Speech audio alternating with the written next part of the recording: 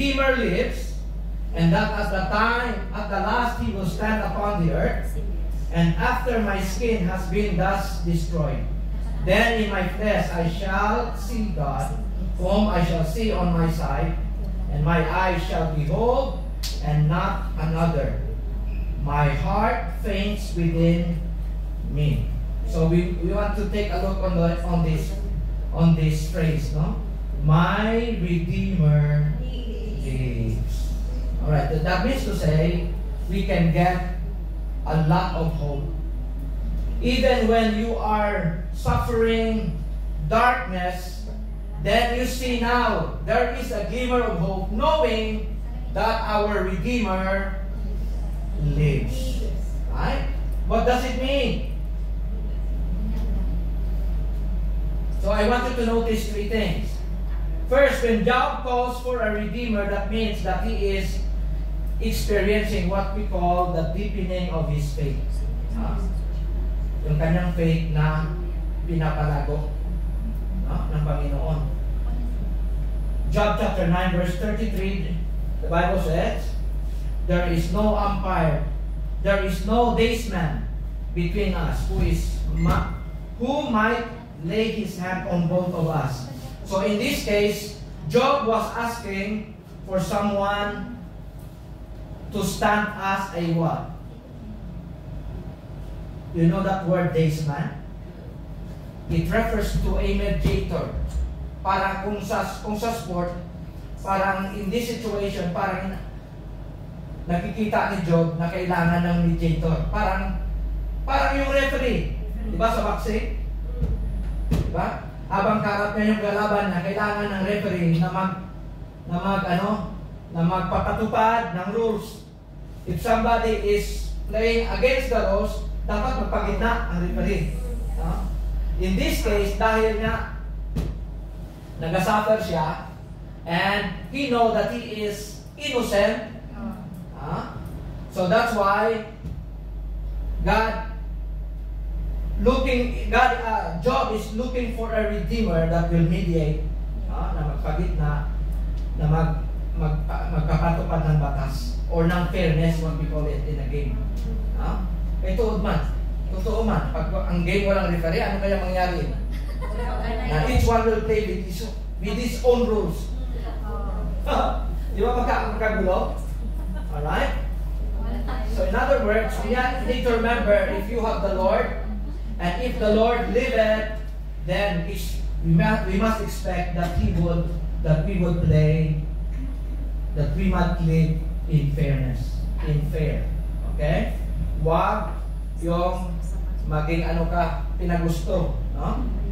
Job 16 verse 19. What else? In verse 19, chapter 16, the Bible says, even now, in fact, my witness is in heaven, and he that vouches for me is on high. Okay? Job 16 verse 19.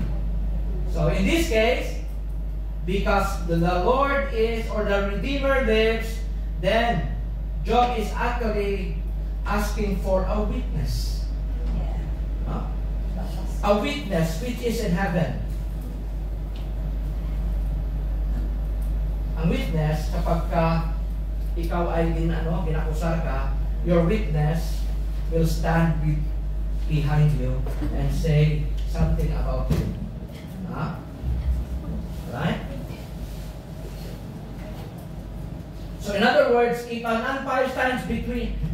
umpire or referee stands between Job and his adversary, a witness stands beside him. Will stand beside him and stand for his favor. Right? The witness is in his corner, willing. Okay, yeah? We have an advocate. Okay? We have the witness. Finally, Job chapter 19 verse 25, Job expresses faith in a Redeemer. Okay? Why do you think he said so? For I know that my Redeemer lives. In other words, this Redeemer is an active Savior. Amen. Okay? Since God is a alive Redeemer, that means to say, He is our refuge in times of trouble. Always available. I will not fear, because yea though I walk in the valley of the shadow of death, I will fear no evil, for He is with me. His rod and His staff, they comfort me. What else? He maketh me to lie down in green pastures. So why we always, ang layo-layo ng ating mga iniisip. Lagi. Parang katapusan na ng mundo kung may problema tayo. When God or when our Redeemer is living, when Redeemer lives, that means to say, you don't have to worry about tomorrow. Huh? My cup runneth over, meaning to say, His provision overflows. Amen. At hindi siya makukulangan.